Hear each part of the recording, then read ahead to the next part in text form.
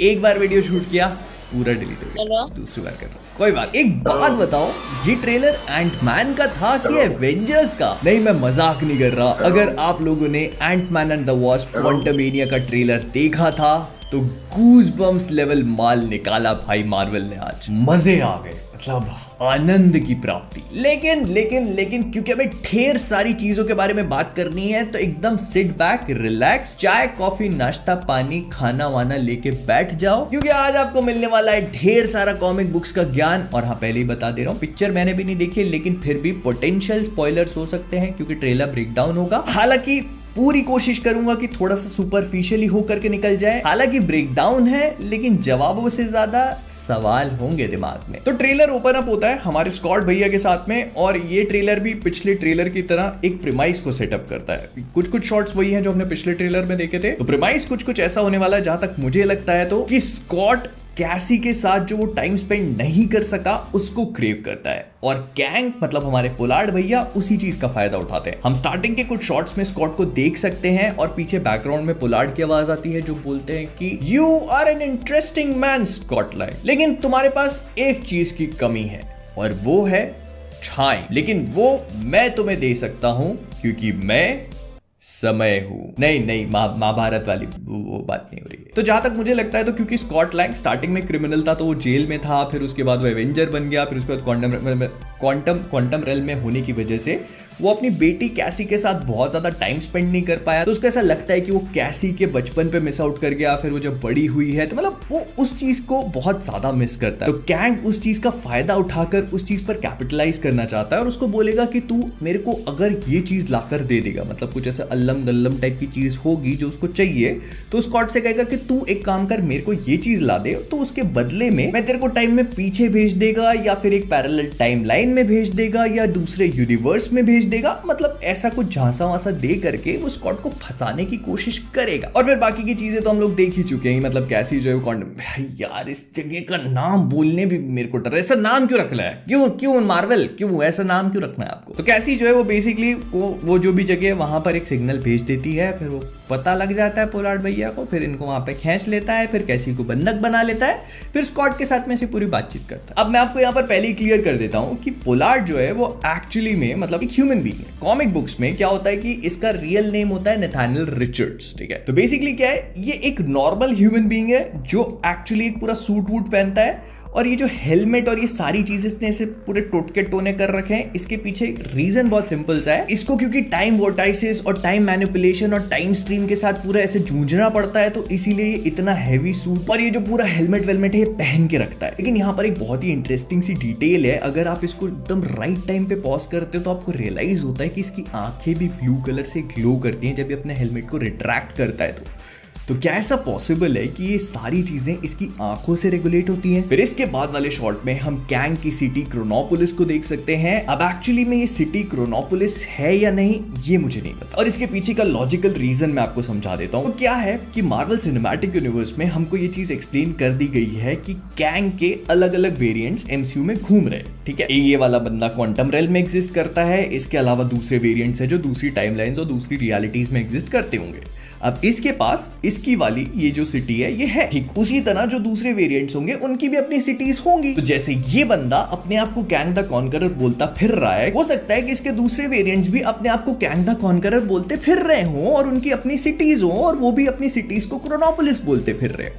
लेकिन comic books में सिर्फ एक ही क्रोनोपोलिस है। तो टेक्निकल टर्म्स में अगर देखा जाए तो फिर ऐसे ये क्रोनोपोलिस नहीं हो सकती, और अगर कॉमिक बुक से भी अगर इसको मिला जुला के देखने की कोशिश करते हो तो ये क्रोनोपोलिस जैसी दिखती नहीं। लेकिन क्रोनोपोलिस क्या है, क्यों है, कैसे है, उस पर हम एक अलग से अच्छे से वीडियो में बात करेंगे। वो अपने आप में एक अलग नशा है भाई, वो फैसिनेटिंग चीज है, मस्त है। लेकिन फिर भी अगर आप इस पूरे डिजाइन को डिटेल में देखने की कोशिश करते हो तो इसका भी स्ट्रक्चर काफी रिंग लाइक है। मतलब हर कहीं छन्नी वन्नी ऐसे रिंग विंग बनी हुई है, और मैंने पहले भी बात करी है रिंग्स, शैंग-ची चूड़ियां उड़ियां है, करेक्शन है भाई, आगे ट्रेलर में भी दिखता है। लेकिन what is more interesting is कि जैनेट को इन सब चीजों के बारे में मालूम है। वो स्कॉट को कहती है कि तुम इस बंदे के झांसे में मत आना, ये टाइम को ब्रेक कर सकता है, ये लोगों के वेरिएंट बना सकता है, ये यूनिवर्सेस को ब्रेक कर सकता है, ये रियलिटीज को ब्रेक कर सकता है। जैनेट को ये सब कुछ पहले से पता था, बट और भी इंटरेस्टिंग चीज ये है, एवेंजर्स एंड गेम से पहले इस रियलिटी में मतलब क्वांटम रियल में फंसी हुई थी, जिसका मतलब ये है कि उसको ये सब चीजें एवेंजर्स एंड गेम से पहले पता थी, जिसका मतलब ये है कि ऑल्टरनेट रियलिटीज का कॉन्सेप्ट एवेंजर्स एंड गेम से पहले यहां पर एग्जिस्ट करता था। अब आप बोलोगे कि करता तो था, तभी तो ही हू रिमेन्स ने सारी की सारी चीजें लिखी थी, तभी तो वो एक सिंगुलर टाइमलाइन का कंसेप्ट था।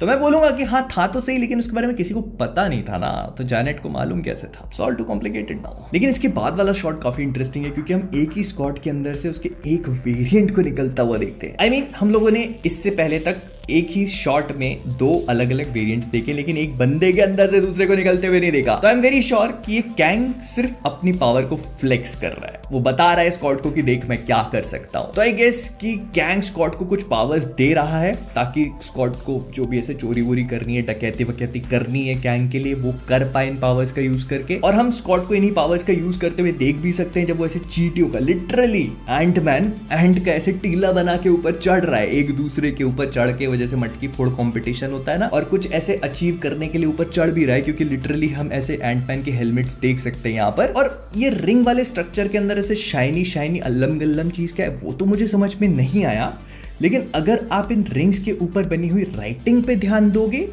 तो ये राइटिंग शैंग-ची की रिंग्स और इटर्नल्स की राइटिंग से बहुत ज्यादा मिलती जुलती है। एट दिस पॉइंट कनेक्शंस बहुत ऑब्वियस हो चुके हैं भाई, लेकिन इसके बाद वाला शॉट बहुत ज्यादा बेहतरीन है, क्योंकि हमें कुछ बहुत ही मस्त देखने को मिलता है। सबसे पहले तो इस शॉट में हम स्कॉट को देख सकते हैं, उसके पीछे कैंग है, उसके पीछे कैसी है, उसके पीछे कैंग के दो पाशुंदे हैं जिन्होंने ऐसे हेलमेट वेलमेट लगा रखे, उनकी शक्ल हम नहीं देख सकते, लेकिन इसके पीछे एक नया शख्स है। अब जिन लोगों ने कॉमिक बुक्स पढ़ी हैं वो तो जानते होंगे कि कौन है, लेकिन जिन्होंने कॉमिक्स नहीं पढ़ी उनके लिए मैं है।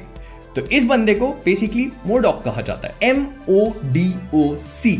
सी पे थोड़ा सा ध्यान देना, इसका फुल फॉर्म है mental organism designed only for computing. ठीक है, कंप्यूटिंग, राइट। इसको बनाते हैं एम वाले। अब एम वालों से आप ऑलरेडी फेमिलियर होंगे, इन लोगों को आप लोगों ने आयरन मैन 3 में देखा होगा। ये वही लसन ऑर्गेनाइजेशन है जिसको एल्ड्रिच किलियन ने बनाया था। कॉमिक बुक्स में इनका ओरिजिन थोड़ा सा डिफरेंट होता है, and I am very sure MCU में भी आगे जाके इसको थोड़ा सा चेंज कर दिया जाएगा। तो अगर आप इस शॉट को थोड़ा भी ध्यान से देखते हो तो आपको ये हसीन मुखड़ा ऐसे चमकता चेहरा सेक्सी बीस्ट जाना पहचाना सा लग रहा होगा। तो और कोई नहीं बल्कि एंटमैन 1 का मेन विलन डैरेन क्रॉस है, जिसका रोल प्ले किया था कोरी स्टॉल ने, और ये एक बार फिर से रिटर्न कर चुके हैं अपने रोल के लिए। कंफर्मेशन मिल गया हमको। अब मोडॉक बेसिकली मार्वल कॉमिक्स का एक बहुत फेमस विलन है, बहुत हरामी है भाई ये बंदा, बहुत हरामी है। तो आगे जाके क्या करता है कि सोचता है मैंने बहुत कंप्यूटिंग कर ली है और अब किल करेगा, तो ये सी को के से रिप्लेस करके लिटरली किल करना शुरू कर देता है। तो ये mental organism designed only for computing से हो जाता है mental organism designed only for killing. और इसका किलिंग वाला अवतार हम ट्रेलर में आगे देख भी सकते हैं, जब ऐसे मास्क वास्क लगा के ऐसे गन वन बाहर निकाल लेता है। लेकिन इसके साथ ही साथ अगर आप इस शॉट को थोड़ा भी ध्यान से देखते हो तो कैंग इनको जहां पर लेकर जा रहा है वो प्लेटफॉर्म सामने से टूटा सा हुआ है। तो मोस्ट प्रोबेबली ये बहुत इंपॉर्टेंट लोकेशन है, क्योंकि जहां पर खड़े हैं वहां से नीचे गोल्डन ग्लो आ रहा है। फिर इसके बाद स्कॉट जिस चीज को हासिल करने के लिए गया है वहां पर भी गोल्डन ग्लो है। तो जिस भी चीज के पीछे पोलार्ड पड़ा है वो गोल्डन ग्लो से रिलेटेड है। भाई देखो, मेरे को नहीं पता क्या चाहिए उसको, है ना, अपन को नहीं मालूम है कि पोलार्ड को क्या पाना है, लेकिन वो जो कुछ भी है सुनहरा है। पोलार्ड भैया कौन समझाए, सुनहरी चीजें सबको चाहिए जिंदगी में। बट जो कुछ भी है, मेरे को ऐसा लगता है कि वो पोलार्ड को इस क्वांटम रेल्म से बाहर निकल के मेन यूनिवर्स में आने में हेल्प करेगी। मेरे को ऐसा लगता है कि बहुत समय से ये बंदा इधर फंसा हुआ है और इसको बाहर निकलने के लिए उस चीज की जरूरत है। यूनिवर्स कॉन्कर करना है भाई, कैंग द कॉन्करर। और जैसे मैंने पहले भी कहा था कि हो सकता है कि इसका कनेक्शन हार्ट ऑफ फॉरएवर से हो, जो कॉमिक बुक्स में इसकी सिटी क्रोनोपोलिस को रन करता है। आई एम नॉट श्योर, मतलब मैं ऐसे थोड़ा सा गेस वर्क पे काम कर रहा हूं यहाँ पर, ज्यादा कुछ नहीं पता मेरे को, मैं सिर्फ गेस वर्क पे काम कर रहा हूं। फिर इसके बाद आता है इस पूरे ट्रेलर के आखिरी के बॉम्बार्डिंग शॉट्स, जिसमें एक्शन देखने को मिलता है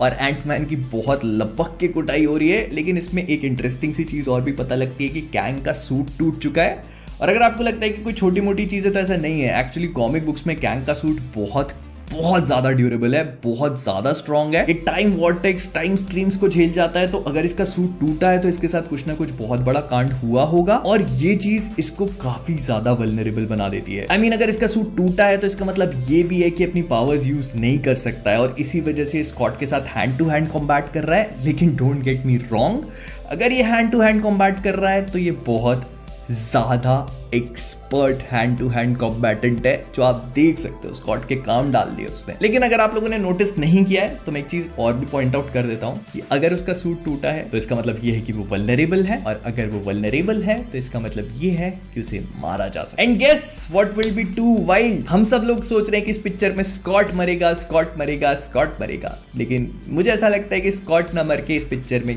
गैंग मरेगा, क्योंकि ये इस पिक्चर का मेन विलन है और हमको पता है कि इसके कितने सारे वेरिएंट्स इस पूरे मल्टीवर्स में घूम रहे हैं। हर मूवी में हमें देखने को मिल सकता है भाई, और इससे ज्यादा टेरिफाइंग कुछ हो नहीं सकता कि इसके मरने के बाद इसको दूसरा वेरिएंट हमें कहीं और देखने को मिल जाए, which would make him truly endless, truly infinite, जिसका कोई अंत ही नहीं है। आप इसको कितना मारोगे? इतनी मेहनत करके आपने एक को मारा, उसके बाद 10 उग गए और एक दूसरे से ज्यादा खतरनाक। That is the wildest thing that you can imagine. खैर, मेरी तो थ्योरी अपना दिमाग चलाती रहती है। आपको इस पूरी चीज के बारे में क्या कहना है मुझे कमेंट में बताना। खैर, तो विद दैट बीइंग सेड हम लोग इस वीडियो को यहीं पे रैप अप करेंगे। अगर आपको वीडियो पसंद आया तो लाइक कर देना, नए हो सब्सक्राइब करना मत भूलना, and as always keeping awesome. काश मैं तुम्हें बता पाता यार, दरअसल ये मैं करता नहीं हूँ, ये सांस लेने की तरह है, ये मैं कुछ करता नहीं अपने आप हो जाता है।